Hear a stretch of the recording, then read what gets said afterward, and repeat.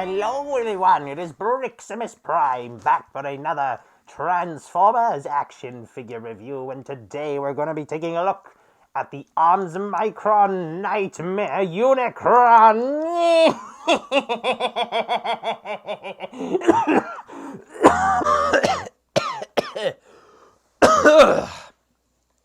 Let's just get right on into the packaging, okay? And now taking a look at the packaging here, I don't know what it is about Japanese packaging that's just so appealing. It's the text, the font, just all of it looks great. A bunch of words I can't read. Well, actually, I can read that. I think it says Transformers. And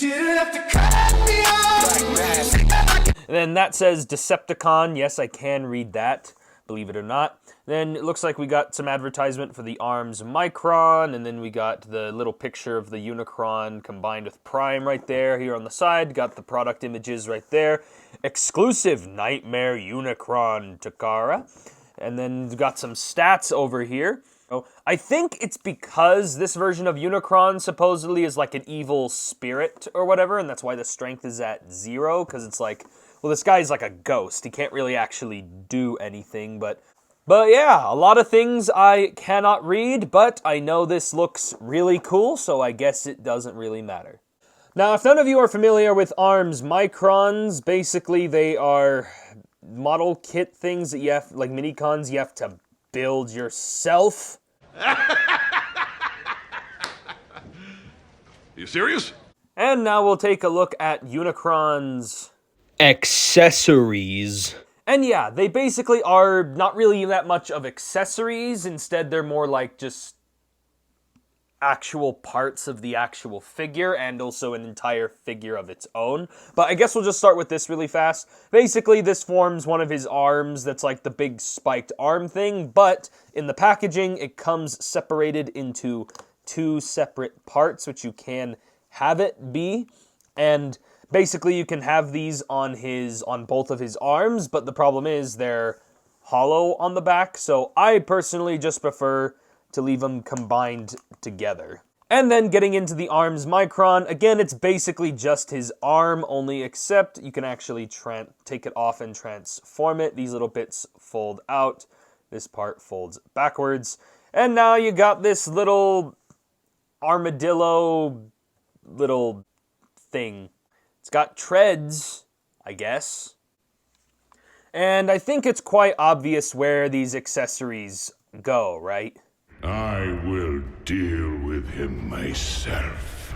And now taking a look at some of the up-close details. I really love the head sculpt here. It is a little bit on the small side, but they still depicted a lot of nice details in there, like the little mustache and goatee. And it is kind of hard to see, but he does have some nice red eyes in there. And I like the helmet with the horns and everything. The horns look so sharp you can practically just... Ah!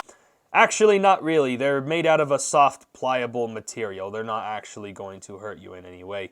Also, due to transformation, the helmet here is its own separate piece, so you can get some goofy-looking features here, I guess.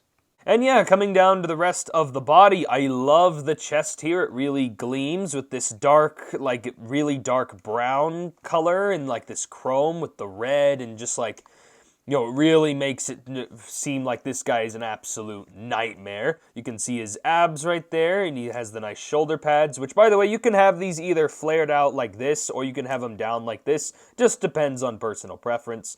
I personally kind of don't really care, but I do like a lot of the detail they have. It's not really mechanical, but, like, it is very gothic looking. And he does have the knee pads right here. These are also made of a pliable rubbery material. Again, a lot of the spiked details on this are all rubbery materials, minus, you know, these areas. Only some of them are rubber, not all of them. But again, a lot of that brown chrome here on the shins. He has the nice pointy toes. And again, there's not really mechanical detail. It's just kind of... I swear I'm gonna murder that microphone of mine one of these days. Anyway, as I was mentioning, there is a lot of great detail here, and I love how he looks. And he even has very minimal back kibble. Hi, how are you? I guess it's time to address the elephant in the room. Yeah, for some reason this guy has an entire face on his back. Don't get me wrong, it looks great. I love the mechanical detail in the red eyes, and it looks really good. But if some of you want a more, reasonable explanation, basically, if you guys are not familiar with the original ARMS Micron figure, basically it turns into this weird spaceship thing, which is literally just a giant Unicron head. So yeah, this guy is basically just a headmaster. Which does sound cool in theory. A game theory. The execution, however, could have been a little better. But before we get into the transformation, going over Unicron's posability here, he does have a ball joint at the head and a little hinge joint at the helmet, which does get a little annoying. But he can swivel his head from side to side, he can look up and down, head pivoting, all kinds of stuff going on in there. He does have a ball joint at these wings right here, which do allow them to rotate and flap and rotate right here. And again, they're made of a rubbery material, so you don't have to worry about them breaking. And then these giant horns here can also rotate and can swivel forwards and backwards. So all kinds of posability right there. As mentioned before, the shoulder pads can shift around, changing for transformation. The shoulders can move outward that far. Honestly, not that great. Shoulders can rotate forward that far. They can rotate back that far, and he does get a bicep swivel. He does get a bend at the elbow, which is under 90 degrees. Whatever. And then he has the giant middle finger here that basically can just hinge in and out, so he can, flip you off with the ultimate middle finger. And then this elbow over here, it doesn't really bend or anything, but it does also have the bicep swivel. Sadly, no waist swivel on this guy, but he does have hips that rotate forward. They can rotate backwards. He does have a thigh swivel. Bend at the knee, which is very pathetic. And then the ankles can... Oh, they don't do anything.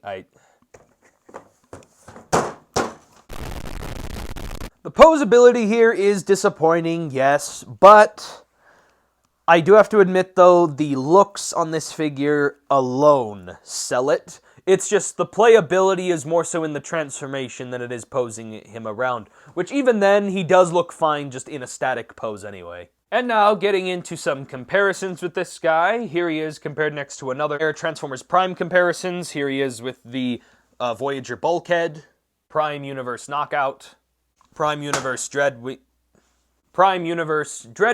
and like I said, I don't really mind how small this guy is because it is meant to be a spirit manifestation of Unicron, not an actual, version of him. So I think that's why I don't really mind it being a Voyager size. So sadly, yeah, I don't have any original Transformers Prime toy line figures besides this guy. Anyway, let's now get into Unicron's really awkward transformation.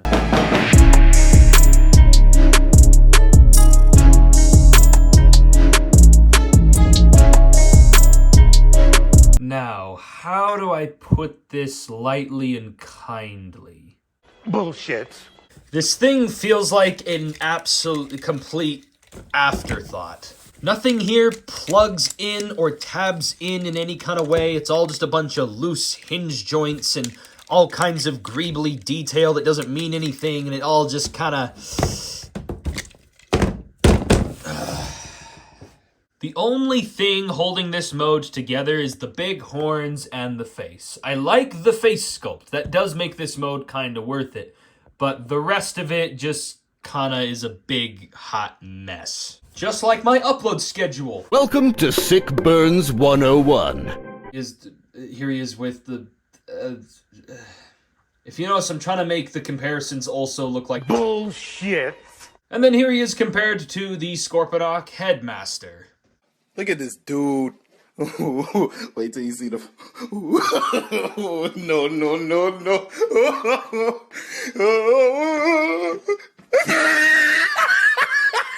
If any of you are still curious about that whole spaceship thing that I mentioned about, well, basically you take this mode and you just lie it down on the ground like this, and now it's a weird crab ship thing. Whoopee. I don't really give a shiz at this point. And yeah, that is basically it for my review on the Transformers Prime Arms Micron Japanese exclusive Nightmare Unicron. And yeah, he is a pretty good figure, at least in terms of looks. Like, he's more of a novelty than he is an actual, like, toy to play with. It's more for display and really something nice to look at or to keep in the box. Or, like, you know what I'm saying? Like, he's not really so much of a play figure as he is a display figure. And yeah, I mean, the head crab thing could have really used a little bit more work. So, a lot of his features, like posability and such, are kind of, and transformation even, are kind of subpar. And also, this guy's also compromised because they also built this guy in mind to be torn apart to be kind of like a battle armor to put on other figures. So I guess you could also say this guy wasn't just a headmaster, he was also an early version of a weaponizer in a way. But anyway, so overall, I'm not really that big a fan of the actual figure's like transformation, but the looks alone make it absolutely amazing. So if I had to give this figure a rating with all that in mind, I give him a very solid 6 out of 10, maybe close to a 7 out of 10, but that's just based on looks alone. And yeah, that is basically it for this review. If you guys enjoyed it, give me a like on the video, comment below what you guys think, and subscribe for more content.